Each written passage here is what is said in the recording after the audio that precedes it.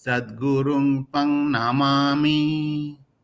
ॐ पार्थाय प्रतिबोधितं भगवतं नारायणेन स्वयं व्यासेन ग्रथितं पुराणमुनिना मध्ये महाभारतम् अद्वैतामृतवर्षिणीं भगवतीम् अष्टादशाध्यायिनीम् अम्ब त्वम् अनुसन्ददामि भगवद्गीते भवद्वेषिणीम्। नमस्तुते व्यासविशालबुद्धे फुलारविन्दाय यतपत्रनेत्र येन त्वया भारत तैलपुण्य ज्ञानमय तैलपुण्य प्रज्वलित ज्ञानमय प्रदीपः प्रपन्नपरिजाताय तत्त्वैते कपाणे ज्ञानमुद्राय कृष्णाय गीतामुदे द्वे नमः। सर्व उपनिषद गावो दुग्धा गोपालनन्दनः पार्थवश्च हृदि वोक्ता दुग्धं गीतामृतं महत्। वसुदेवसुतं देवं कंसचारुणमर्दनं देवकी परमानन्दं कृष्णं वन्दे जगद्गुरुं। कृष्णं वन्दे जगद्गुरुं। हम लोग गीता का 13वां अध्याय को अध्ययन कर रहे हैं और हम लोग देखे हैं कि जो भगवान श्री कृष्ण 12वां अध्याय में व्यक्त उपासना अव्यक्त उपासना के लिए उनका पक्ष कैसे किया जाए उसके बारे में विस्तृत भाव से बताया और इसमें अव्यक्त हम लोग देखे हैं भी व्यक्त उपासना सरल है, सहज है। अव्यक्त उपासना कठिन है और क्यों कठिन है इसके संदर्भ में भगवान श्री कृष्ण ने 13वां अध्याय में क्षेत्र और क्षेत्रज्ञ एक विभाग योग है तो उनको उपस्थापना की है। तो क्षेत्र क्या है? पहले जो श्लोक दूसरा श्लोक में हम लोग देखे हैं पिछले बार कि इदम शरीरम कौन्तेय क्षेत्रम इति अभिधीयते। ये शरीर ही क्षेत्र है। ये शरीर कौन सा है? ये शरीर मेरा है क्या? हाँ, ये हो सकता है क्योंकि जो व्यष्टि होता है तो मैं व्यष्टि में आता हूं। आपका भी शरीर है। एक सूर्य का शरीर है क्या? हाँ, वो भी हो सकता है। क्षेत्र है और ये पूरा जो विश्व ब्रह्मांड है वो एक क्षेत्र है क्या? हाँ, हो सकता है, ये भी क्षेत्र है। तो क्षेत्रज्ञ कौन है इसके बारे में भी हम लोग देखे हैं और इसको विस्तृत भाव से अभी हम लोग चर्चा करेंगे जो भगवान श्री कृष्ण ने ये श्लोक में बताया है, जो कि हम लोग पिछले बार भी इसको थोड़ा चर्चा किए थे। वो है 13वां अध्याय का 5वां श्लोक। ऋषि बौद्ध गीतम छंदबि विविधै पृथक ब्रह्मसूत्र पदैश्चैव हेतुमद्भि विनिश्चितै। इस श्लोक में भगवान श्री कृष्ण कहते हैं कि कैसे ये जो क्षेत्र है और ये क्षेत्रज्ञ है, परमात्मा तत्व है और उनका जो क्षेत्र है तो उसके बारे में जो ऋषि लोग हैं भारतवर्ष में, ऋषि लोग ही वेद को रचना किए थे और ये ब्रह्म के बारे में उन्होंने अनुसंधान किए थे और अनुसंधान करके अपने जो तत्व है, जो उनको मिला है, उनको पदबद्ध किए थे, उनको काव्य का आकार में रखे हैं। गद्य भी है, पद्य भी है, जैसे कि वेद में इधर क्या कहते हैं, ऋषि भी, मतलब ऋषियों लोग, महान ऋषि, ऋषि भी, उनके द्वारा ऋषि भी विविधई छंदेवी, जो छंद है, छंद का अर्थ क्या होता है कि पद्य में छंद व्यवहार होता है। हम लोग देखे हैं 11वां अध्याय में, ऊर्ध्वमूलम अधशाखम अव्ययम प्राउरव्ययम छंदवी तस्य पर्णानि जस्तं वेदं सावेदवित्। ये जो पूरा ब्रह्मांड है, वो ब्रह्म है, वो ऊर्ध्व मूल, वो मूल है, ब्रह्म ही मूल है पूरा संसार का, पूरा जगत का। और उसका पत्र क्या है ना, पत्र है ये छंदवी। छंदवी का मतलब क्या है, इसलिए इधर कहते हैं छंदवी। ये छंद क्या है, ये छंद जो है वेद का ऋचाय है। उनको कौन किया है ना, ऋषि लोग उसको अनुसंधान करके उसको दिए हैं। और ये पत्र नहीं होगा तो ये वृक्ष कैसे जीवित रहेगा। पूरा संसार जो है वो उसके बारे में बताया है। छंद भी विविधई, विविधई छंद, विभिन्न प्रकार का छंद, विविधई मतलब भिन्न भिन्न प्रकार। ये विविध छंद भी क्यों कहे हैं, और वो भी कहते हैं पृथक पृथक बहुदम गीतम। ये जो गीत है, संगीत है, और ये जो सत्य है, ये क्या है, ब्रह्म एक अद्वितीय सत्य है, वही परमार्थ है, वो पूरा जगत का वही नियंता है। ईशावास्यमिदं सर्वम जत किंचित जगत्या जगत, जगत में जो भी है वही ईश्वर है, ईश्वर का रूप है। ईश्वर परिप्रकाशित होते हैं, वो अंदर भी है, बाहर भी है, पास में है, दूर में है, सर्वत्र है। जैसे कि साकार है, निराकार भी है, और वो किमाकार भी है, किमभूत भी है। तो कभी कभी ऐसे भी बताया जाता है, वो आधार है, पूरा जगत का आधार है, वो भी निराधार है। ये बड़ी शब्द का व्यवहार किया जाता है हमारे वेद की वांग्मय में, हमारे शास्त्र में। उनको सोचेंगे तो उनके बहुत रस निर्गत होता है, निर्गत होता है। और उनको समझने के लिए मन दशा का भी पात्रता होना चाहिए, मन का भी पात्रता होना चाहिए। ऐसा नहीं कि सबको ये इसको आस्वादन करने के लिए सामर्थ्य रखते हैं। तो इसीलिए इसको कैसे सामर्थ्य को प्राप्त करेंगे उसके बारे में ये अध्याय में बताया गया। मैं अभी बाद में आपको बताऊंगा क्या क्या गुण को हम धारण करें कि ये जो अनंत आनंद स्वरूप ब्रह्म को हम जान पाएंगे और उसमें तल्लीन हो सकते हैं। तो ये जो छंद संगीत, क्योंकि जो सत्य को कहते हैं तो उनको संगीत माध्यम में परोसा जाता है। सत्य एक हो सकते हैं, लेकिन सत्य को जो भाषा के माध्यम में परिप्रकाश किया जाता है वो अधूरा रह जाता है, अपूर्ण रह जाता है। वो संपूर्णता को भाषा के माध्यम में परिप्रकाश करना, जो कि ब्रह्म है, वो असंभव है।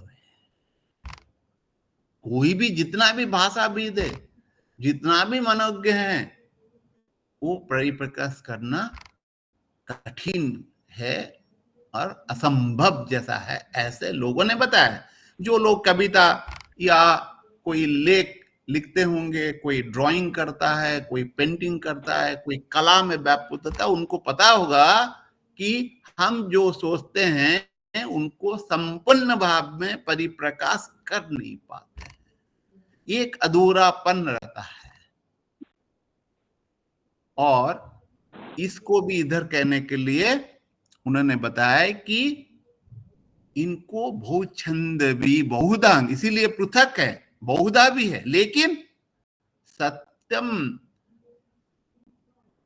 एकम सद बहुधा विप्रा बहुधा वदंती, एकम सद विप्रा बहुधा वदंती, सत्य एक है।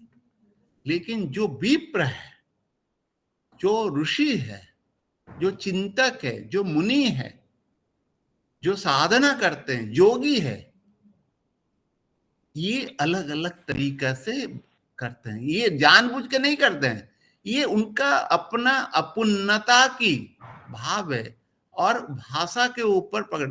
तो इसको परिवेशन करने के लिए दूसरे साधक के लिए उसको छंदबद्ध किया जाता है, और वो छंद करने से लोग उसमें रस आस्वादन करते हैं। रस नहीं मिलता है तो निरस में वो लोग लेते नहीं। लेकिन इसको इसीलिए जो ब्रह्म सूत्री पदैश्चैव, ब्रह्म ये क्या कहते हैं ना, इसको कैसे करते हैं ना, वो भावात्मक, भाव उद्बलिक होके नहीं कहेंगे।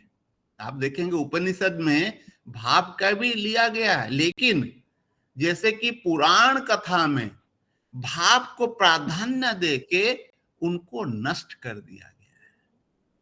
जो तत्व है, जो ब्रह्म तत्व है, मैं भागवतम पढ़ा हूं, उसमें भी है, लेकिन उनको ऐसे किंभूत किमाकार कर दिए हैं, लोगों को संबंध में नहीं आता है, और वो अनाचार दुराचार फैलाते हैं और अतिरंजित करके। क्योंकि अत्यधिक कोई भी चीज हम करेंगे तो वो नष्ट हो जाता है। भाव का अपना रहता है स्थिति, अस्तित्व, लेकिन ज्यादा होने से समस्या होता है। जैसे कि हम लोग जानते हैं, अति सर्वत्र, अति दर्पे हता लंका, अति मानश्च कौरव, अति दान बलिवर्ध, अति सर्वत्र कीर्तम। तो इसीलिए ऋषि लोगों ने जो भगवत गीता हम लोग अध्ययन कर रहे हैं वो वेदांत से लिया गया। मतलब वो जो हमारा उपनिषद है, उपनिषत्सु योग विद्यायं, ये योग और उपनिषद से इसको सारभूत को इधर प्रतिपादित किया गया भगवत गीता में। तो वो कहते हैं विनिश्चित हेतु बद, विनिश्चित का मतलब क्या, वो निर्णयात्मक है, वो स्वतः सिद्ध है। वो जैसे कि आधा अधूरा चीज को नहीं है, निर्णय पूरा निश्चितात्मक, विनिश्चित निश्चित रूप में जो सही है उनको उन्होंने पदबद्ध की है। और क्या क्या हेतु मदवी, जो युक्ति संगत है, जो युक्ति संगत है, तर्क संगत है। लेकिन पुराण में तर्कहीन है, बहुत सारी चीज को तर्क के द्वारा तुम उनको प्रतिपादित नहीं कर, इसीलिए वो समाज को नष्ट किया है। ये मेरा मानना है, आप लोग माने ना माने मेरे को कोई लेना नहीं, मैं जो मानता हूं मैं बताता हूं। क्योंकि कोई चीज में एक जगह पर अभी पढ़ा था कि जो इंद्रदुम्न राजा, में जगन्नाथ के ऊपर इंद्रदुम्न राजा क्या कि इतना वर्ष तप की है, तो इतना वर्ष वो ऐसे तप किए, तो मतलब 3000 साल ऐसे कुछ जगह पर लिखा गया है। भाई तो गड़बड़ है, 3000 साल कैसे रह सकता है, मतलब ये तर्क संगत नहीं है। तो ऐसे ही बहुत सारे कहानी जो है बहुत सारे पुराण में दिया गया है, मेरे ख्याल से यही हमारे समाज को नष्ट किया। इसका मतलब नहीं में पुराण में सब कचरा है, ऐसा नहीं है। पुराण में भी बहुत सारे ये ब्रह्म ज्ञान को, ब्रह्म तत्व को दिया गया है। लेकिन ये भी हो सकता है कि पुराण सही होगा और बाद में उसमें प्रक्षेप किया गया है रोचक बनाने के लिए, ये भी हो सकता है। क्योंकि पुराण में बहुत जगह पर, मैं भागवतम जैसे उड़िया में पढ़ा हूँ, उड़िया में पढ़े हैं, तो बहुत जगह पर बढ़िया दिया गया है, पूरा जैसे लगता है कि ये उपनिषद है, लेकिन दूसरी जगह पर उसको फिर अलग अलग कर दिया गया, कुछ कथा कहानी बना के। तो ये जो है, ये कहते तर्क संगत होना चाहिए, क्योंकि हमारे शास्त्र कहता है, बहुत सारी जगह पर है, युक्ति युक्तं भजो सेयं बुद्धाद् अपि शुकात् अपि, युक्ति युक्तं वचो ग्रादात् अपि सुखात् अपि, युक्तिहीनं वचं त्यज्यं बुद्धात् अपि सुखात् अपि। ये श्लोक आप लोग जानते होंगे, तो इसको मैं ज्यादा विस्तार नहीं करूंगा, इतना कह दूंगा कि जो युक्ति युक्त है, तर्क संगत है, ये छोटे बच्चे से भी सीखो। और एक तोता है जो कि मानव जैसा बुद्धिशाली नहीं है, तो उनसे भी तुम, वो सही बोल रहा है, युक्ति तर्क संगत है, उनसे सीख लो। लेकिन कोई बुद्ध है, बुद्ध का मतलब जो बुद्धिमान है, और जैसे कि भगवान बुद्ध है, तो वो भी युक्ति संगत नहीं मिल रही। सूक मुनि है जो ज्ञाता है, सुक मुनि जो बालक अवस्था से ही संन्यास हुए थे, ब्रह्मत्व प्राप्त किए थे, ऐसे लोगों ने बताया। मान लो उसको हम मान लेंगे, वो सही है, ब्रह्मत्व वो बचपन से ही उनको मिल गया था अपने पूर्व जन्म के कृत्य के कारण, तो वो भी युक्ति संगत नहीं बोल रहे हैं, तो उनको भी मत मानो। देखो, ये कोई दूसरा दुनिया देश में अब्राहमिक रिलीजन जैसे मुसलमान है, क्रिश्चियन है, ये सब नहीं मानेंगे, लेकिन हम लोग कहते हैं, हम लोग मानते हैं। हमारे शास्त्र में बार बार इसको क्या, इधर भी कहा गया है, इधर क्या गया, हेतु मद भी तर्क सहित तर्क संगत ब्रह्म सूत्री पदई चैव, ब्रह्म सूत्र, ब्रह्म को पाने के लिए ये सूत्र, एक ब्रह्म सूत्र किताब है, ठीक है, जिसका व्याख्या, जिसका टीका शंकराचार्य पहले किए थे।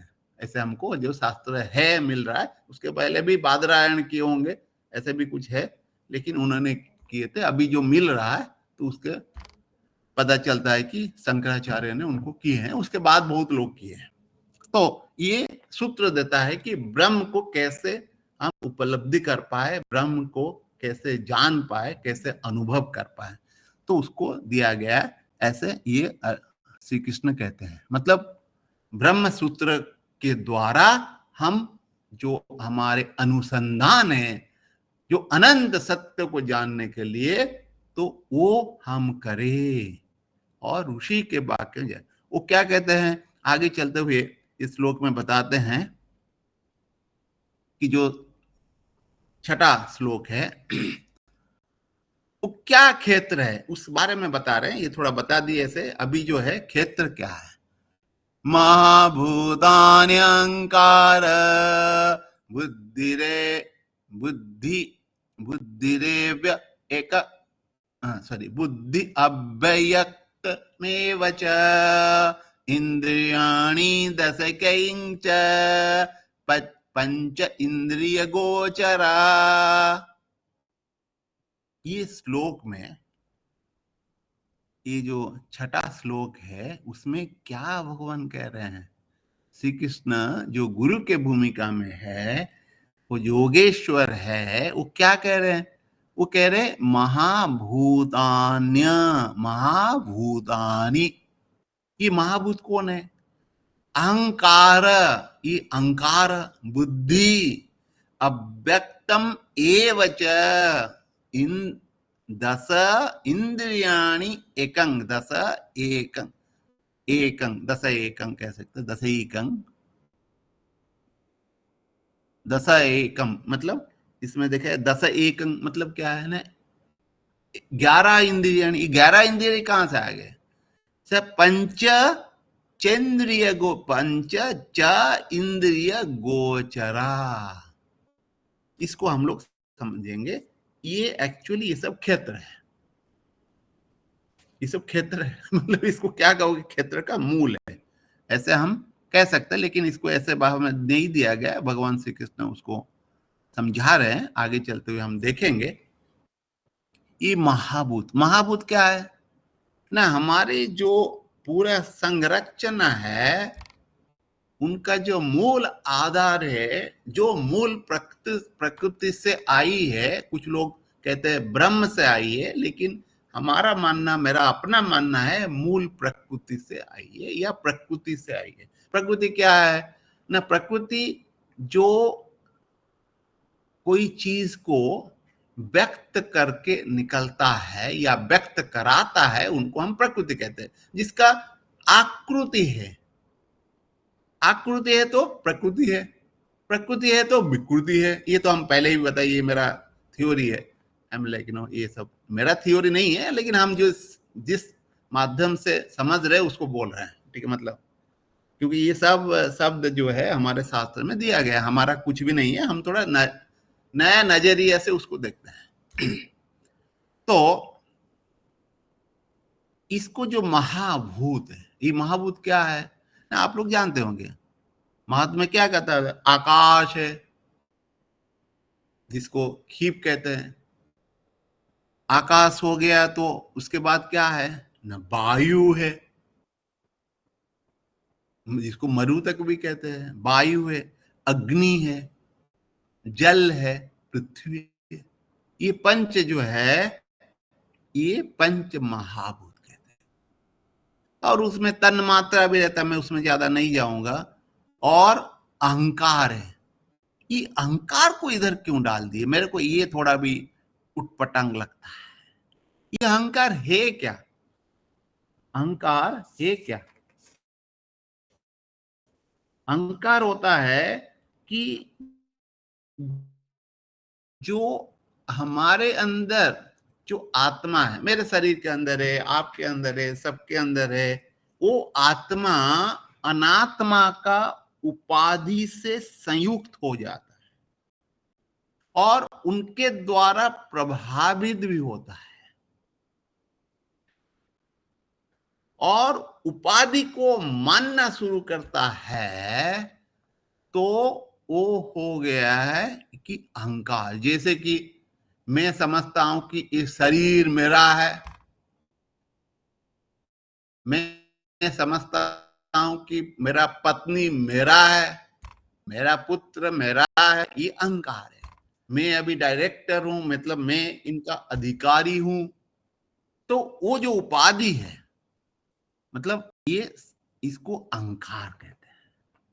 मतलब ये जो एक भावना है, और ये जो चेतना है, चेतना कलुषित, चेतना होके चेतना कलुषित हो गया है, विशुद्ध नहीं रहा, विशुद्ध हो गया, शुद्ध नहीं, शुद्ध चैतन्य नहीं रहा, तो वो होके अहंकार का जात होता है। वो उपाधि के साथ तादात्म्य रखते हैं, वो अज्ञान के कारण। और ये जो चीज है, ये क्यों होता है? ये एक्चुअली बुद्धि कलुषित हो रहा है। बुद्धि अव्यक्त, और एक बुद्धि अहंकार है और एक बुद्धि भी डाले है। ये जो कैसा होता है कि आप देखें, मैं थोड़ा इधर आगे निकलता हूं, बाद में बुद्धि में आएगा। अव्यक्त में बचे, अव्यक्त, ये अव्यक्त क्या है ना? जो व्यक्त नहीं हुआ है। व्यक्त क्या नहीं हुआ है? व्यक्त ये नहीं हुआ है कि हमारे अंदर जो वासना है वो अव्यक्त अवस्था में छुपा हुआ है। बहुत सारे वासना होंगे, हमको पता नहीं है। जब कोई परिस्थिति आता है और कोई आपदा खड़ी होती है, तो हमारे कुवासना सुवासना का व्यक्त हो जाता है, वो पता ही नहीं चलता है। बाद में जब आत्मनिरीक्षण करते हैं, आत्म विश्लेषण करते हैं, पता चलता है भाई ये तो वासना ही हमको इधर उधर करा रहा है। तो ये अव्यक्त था। ये एक हो गया अव्यक्त हमारे हिसाब से, मतलब मेरे व्यष्टि के हिसाब से। लेकिन समष्टि के हिसाब से क्या होगा ना? समष्टि अव्यक्त को हम अव्यक्त भी कह दिए पूरा दुनिया में। जैसे कि नया नया ग्रह का उत्पत्ति हो रहा है, नया नया सूर्य का भी उत्पत्ति होया होगा। बहुत सारे सूर्य है, ऐसा नहीं कि हमारे पास जो है सूर्य वही है, बहुत सारे सूर्य है। तो क्योंकि अभी जो हुबल टेलीस्कोप बता रहा है कि हमारे शास्त्र में जो दिया गया वही बता रहा है कि वो पूरा जो कस्मस है, ब्रह्मांड है, वो बढ़ता रहता है, बृहत। इसीलिए ब्रह्म कहते हैं, ब्रह्मांड कहते हैं, ब्रह्मांड ब्रह्मांड बापनुति इति ब्रह्म होता है। तो ये जो चीज है कि जो नहीं था हो रहा है वो व्यक्त हो गया, अव्यक्त में था। तो और इंद्रियाणि दशैकेकं, दश एकं दशैकं, ये 11 इंद्रिय। 11 इंद्रिय क्या है? पंचेंद्रिय, कर्मेंद्रिय, पंच कर्मेंद्रिय, पंच ज्ञानेन्द्रिय। और उनका राजा कौन है? उनको कौन देखता है? न मन। ये पंच कर ज्ञानेन्द्रिय क्या है? आप लोगों को पता होगा। आंख है, कर्ण है, नासा है, ये सब यंत्र है, लेकिन उनका जो तत्व है, तन्मात्रा है। और त्वचा है।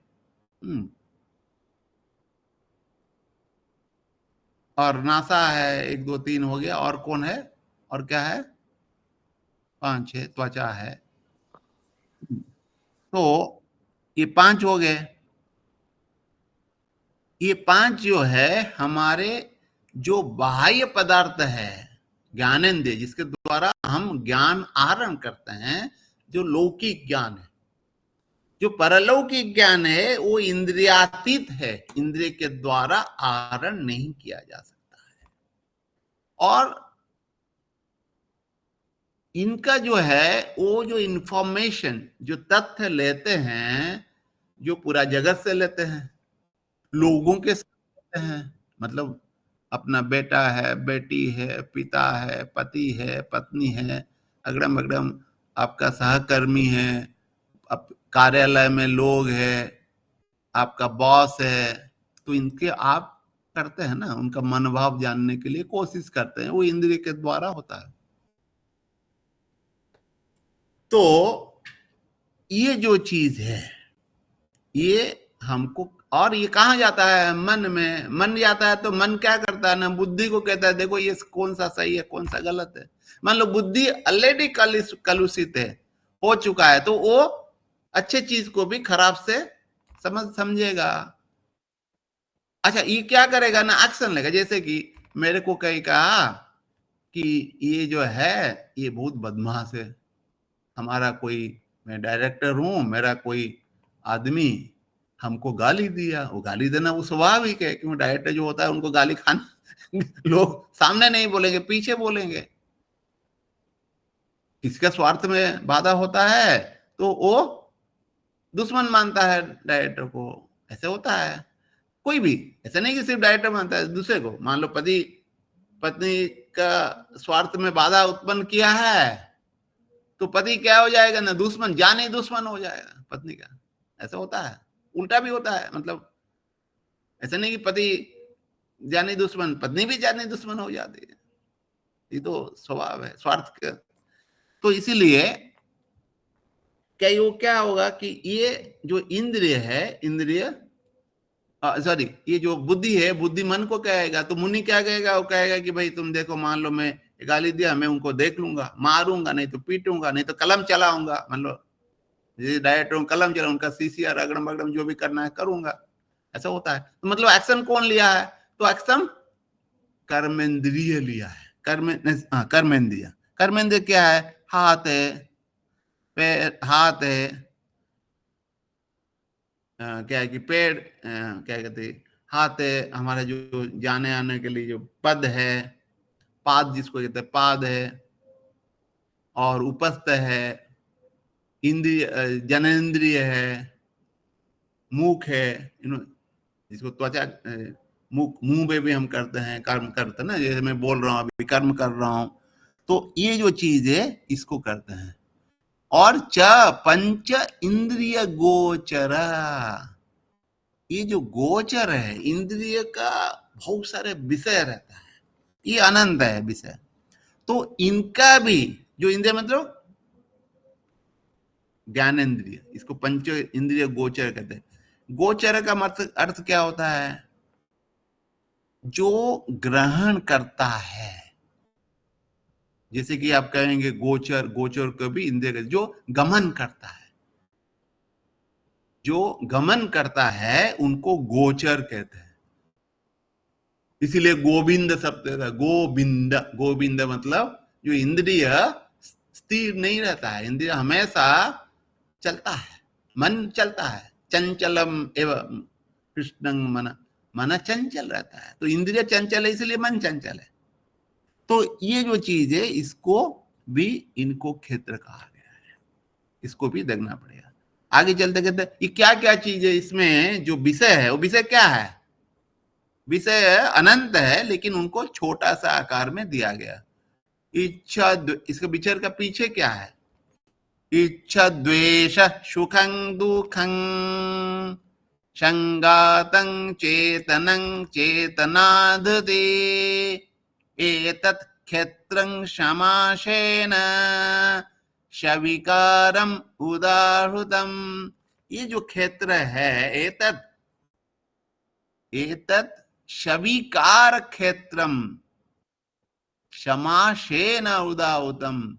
ये जो क्षेत्र है उनको विकार, सविकार का मतलब उनका जो बदलता है, विकार का मतलब विकार बदलता रहता है, वो समासेन, संक्षेप में, समास कहते हैं ना, संधि समास होता है, संक्षेप में सुनिए।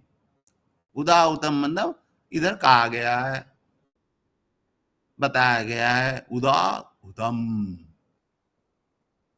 वो क्या क्या है ना, उनका देखिए बहुत सरल से, वो संक्षिप्त में सटीक चीज को बताया। इधर क्या बताया ना, इच्छा और द्वेष, सुखम दुखम, संगात, चेतना, धृति, इतना ही बताया, लेकिन इसके बहुत सारे चीज हो सकता है। इच्छा है, इच्छा क्या है?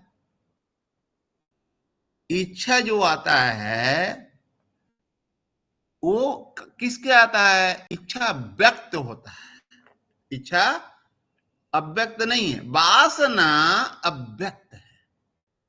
वासना जब व्यक्त होता है वो इच्छा में परिपुष्ट होता है, इच्छा में प्रकाशित होता है।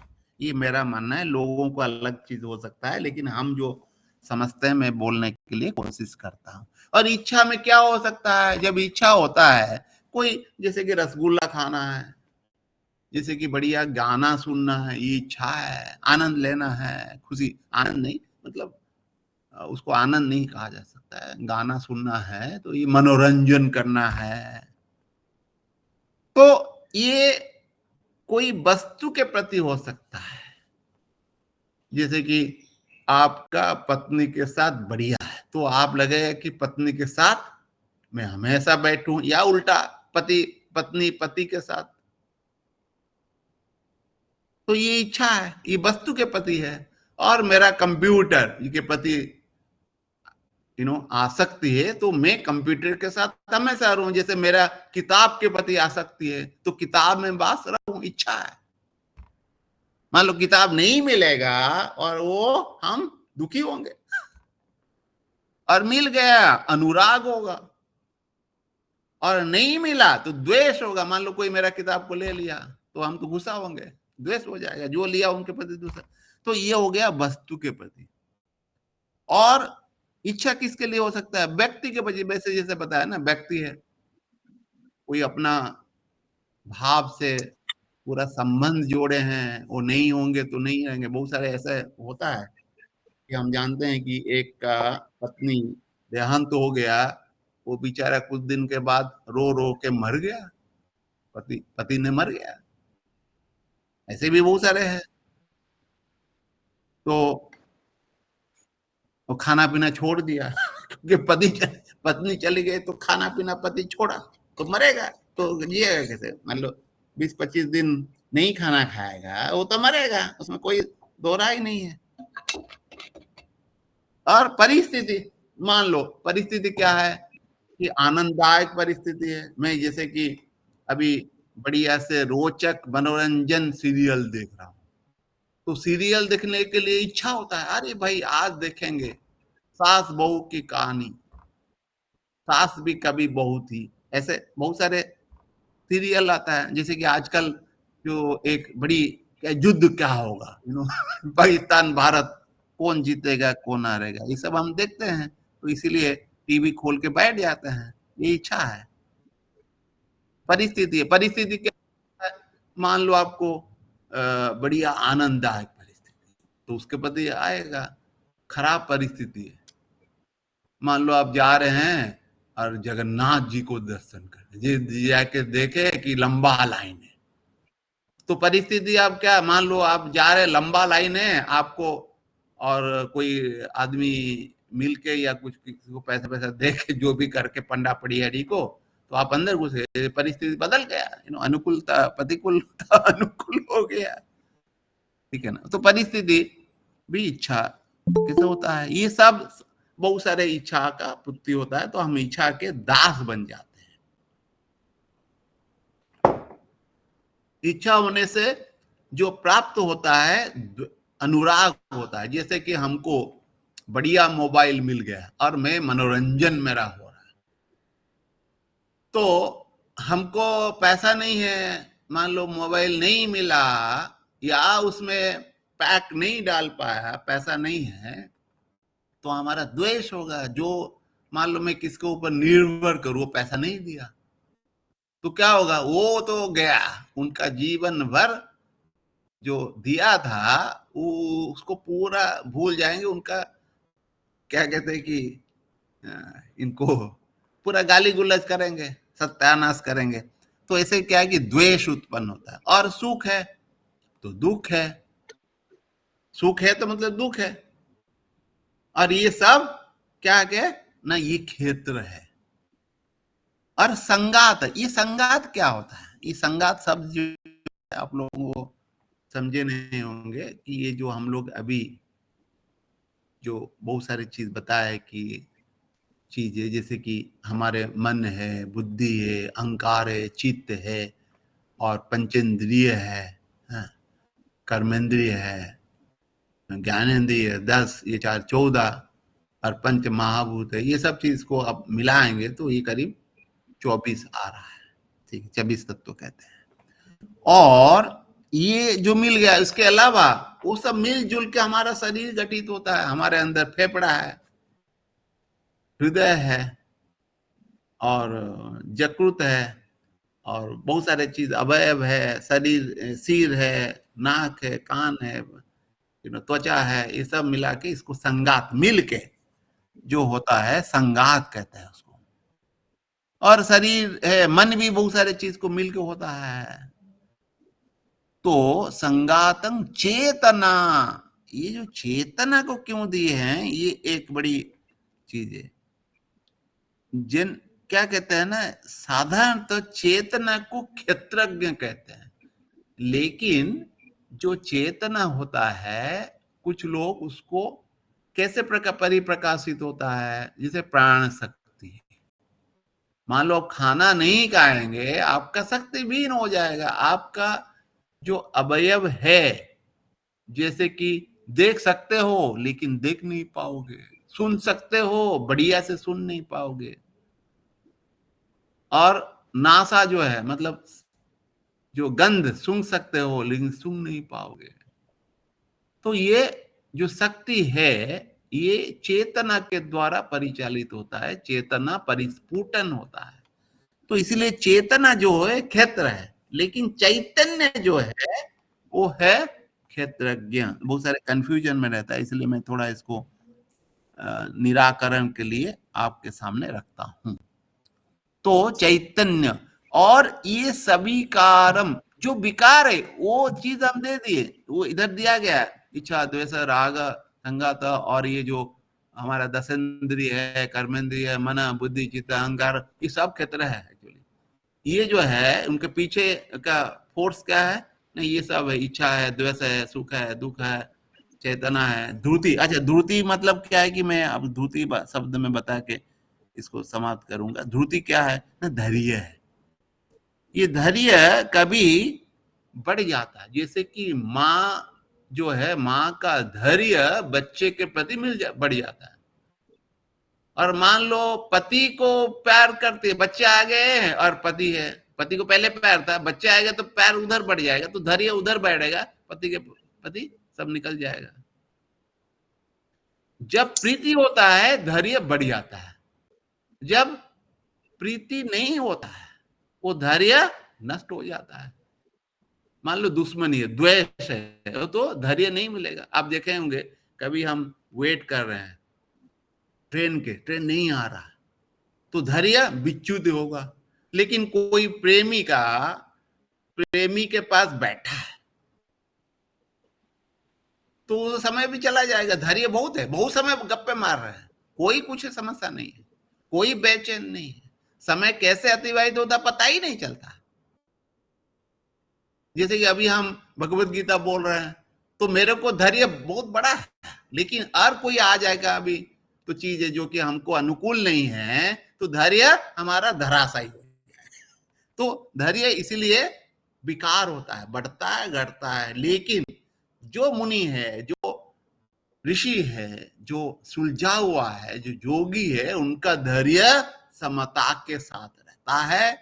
और ये सभी कार्य समाशेन, संक्षेप में, क्योंकि ये क्षेत्र जो है अनंत है, असीम है, ये सिर्फ हमारे अपना नहीं है, पूरा जो विश्व को देखो, व्यष्टि और समष्टि को देखोगे, क्षेत्र ही क्षेत्र है और ब्रह्म उसमें छिपाई छिपा रुस्तम बन गया है। वो छिपा के कहाँ है उसको देखना मुश्किल है, लेकिन वो भी सर्वत्र व्याप्त है। तो इसीलिए कभी कभी, और ये प्रकृति है, क्षेत्र क्या है, बेसिकली प्रकृति है, तो इसको प्रकृति को भी अनंत कहा जाता है कभी कभी, और असीम कहा जाता है, और क्षेत्रज्ञ को भी असीम कहा जाता है। और इसको समझने के लिए हमारे पास गुण होना चाहिए, और ये गुण, विशेष गुण, क्षेत्रज्ञों को समझने के लिए ये गुण का अधिकारी होना चाहिए, नहीं तो हमको समझ में नहीं आएगा।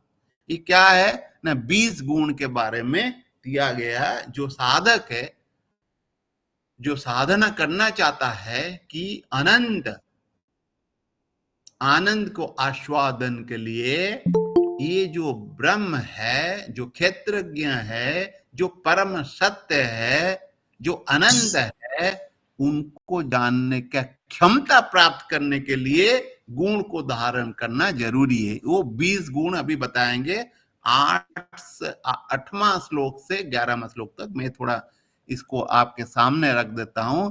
अमानित्व अदम्बित्व अहिंसां क्षान्तिर आर्जवम् आचार्य उपशनं शौचं स्थैर्यम् आत्म विनिग्रह। ये श्लोक को हम अगले क्लास में बढ़िया से समझा, क्योंकि बहुत जरूरी है। तो ये गुण को हमारे पास नहीं होगा, इसको धारण नहीं करेंगे, तो हम क्षेत्रज्ञों को बारे में समझ नहीं पाएंगे। क्योंकि जो क्षेत्र है और क्षेत्रज्ञ है, तो उनको शास्त्र से हम वो ज्ञान को आहरण नहीं कर सकते। यद्यपि शास्त्र हमको प्रेरित करता है, रास्ता दिखाता है, लेकिन वो ज्ञान शास्त्र में नहीं होता है। इसीलिए ये पात्रता होने से हम वो ज्ञान अपरक्ष से हमको प्राप्त होता है, जो ज्ञेय है, जो जानना चाहिए, और जो महत्वपूर्ण है वो है आत्मज्ञान। तो मैं मेरे वाणी को विराम देता हूं। ओम असतमा सद्गमय तमसो मा ज्योतिर्गमय अमृतम गमय। ओम शांति शांति शांति। सबको नमस्कार। और कोई किसी का टिप्पणी करना चाहता है, कोई कुछ अ, कहना चाहता है वो कह सकता है। मतलब अपना पक्ष भी रखना चाहता है, रख सकता है।